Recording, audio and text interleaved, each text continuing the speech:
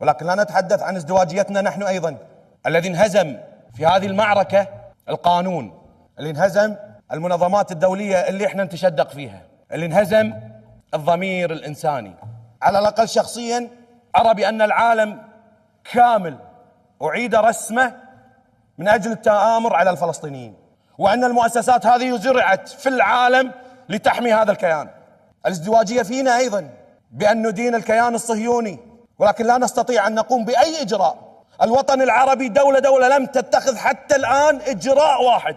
دول العالم الأخرى من قطع علاقات وطرد سفراء واستقالات في أحزاب حاكمة وبرلمانات، المسلمون لم يتخذوا إجراء واحد.